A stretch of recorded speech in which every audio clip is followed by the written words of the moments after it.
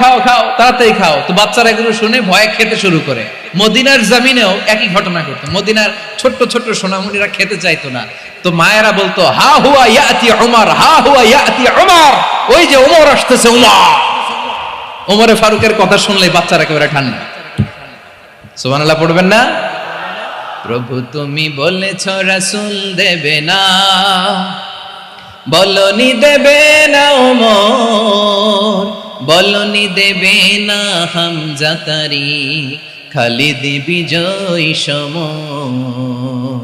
প্রভু তুমি বলেছ রাসূল দেবে না, বলনি দেবে না ওমর, বলনি দেবে না হামজা তারিক, খালিদ বিজয় সমর। প্রভু তুমি বলেছ রাসূল দেবে না। আল্লাহু আকবার। ওমর ফারুক রাদিয়াল্লাহু তাআলা আনহু, ওনার কথা শুনলে গায়ের মধ্যে গুজবাম হয়, গায়ের পশমগুলো দাঁড়িয়ে যায়। সুবহানাল্লাহ বলেন। কি পার্সোনালিটি ছিল, কি ব্যক্তিত্ব ছিল। মুনাফিকরা ওমর ফারুককে জমের মতো ভয় পেতেন। শয়তান, খোদ শয়তান এই রাস্তা দিয়ে আসলে শয়তান অন্য রাস্তা দিয়ে হাঁটতো। ওমর ফারুক রাদিয়াল্লাহু তাআলা